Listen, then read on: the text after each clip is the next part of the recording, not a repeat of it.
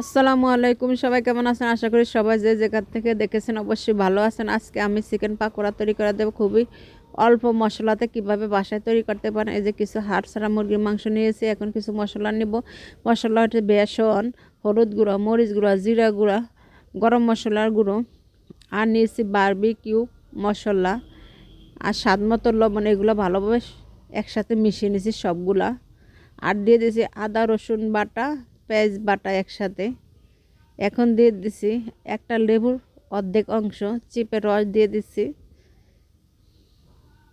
এই জায়গায় আপনারা সসও ব্যবহার করতে পারেন, আমার বাসা ছিল না, আমি লেবু দিয়ে দিচ্ছি শুধু। এইভাবে চিকেন পাকোড়া তৈরি করলে অনেক মজা। আর দিয়ে দিছি কিছু সরিষার তেল। এইভাবে সরিষার তেল দিয়ে মাখিয়ে রাখলে খেতে অসাধারণ লাগে। বাসা একবার হলো আপনারা ট্রাই করে দেখবেন। এখন ভালোভাবে সবগুলো উপকরণ আমি মিশিয়ে নিচ্ছি হাত দিয়ে। আপনারা চাইলে কাঁটা চামচ দিয়ে মাখিয়ে নিতে, তবে হাত দিয়ে মাখিয়ে নিলে অনেক ভালো হয়। আর কিছু চালের গুঁড়া অ্যাড করে দিয়েছি। আপনারা এর সাথে কর্নফ্লাওয়ারও ব্যবহার করতে পারেন, তাহলে খেতে অনেক মজা হয়, মুচমুচা হয়। এখন আমার একদম রেডি হয়ে গেছে মাখানো। চুলাতে একটা প্যান বসিয়ে দিয়েছি তেল গরম হওয়ার জন্য। এখন এই যে এক এক করে ছেড়ে দিচ্ছি ছোট ছোট টুকরাগুলো। দেখেন মাংসের চিকেন পাকোড়া তো অনেক রকম খেয়েছেন, এভাবে একবার খেয়ে দেখবেন। আশা করি আপনাদের ভালো লাগবে। বাচ্চারা তো খুবই পছন্দ করবে এই খাবারটা, আপনারা বড়রাও পছন্দ করবেন। এই যে এখন আমি সবগুলা দিয়ে দিয়ে বারবার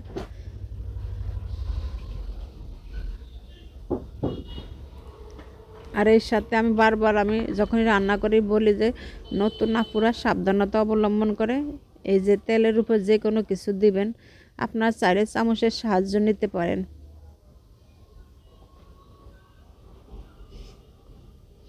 এভাবে বারবার উল্টিয়ে দিছি যাতে নিচে না লেগে যায়।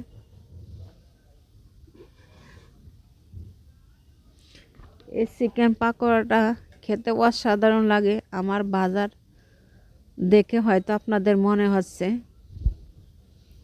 তবে যারা ব্রয়লার খেতে পছন্দ করেন না তারা এভাবে খেতে পারেন।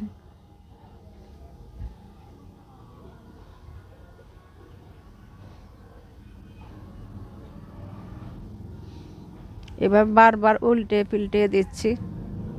দেখুন কীরকম মশমশা হয়েছে। এখন আমি চামচের সাহায্যে তুলে নিয়েছি। কালারটা অনেক সুন্দর হয়েছে। এটা এত মশমশা হয়েছে, আপনারা না বানালে বাসায় বুঝতেই পারবেন না। এইভাবে চিকেন পাকোড়া তৈরি করে নেবেন। আর বেসনটা অবশ্যই দিবেন।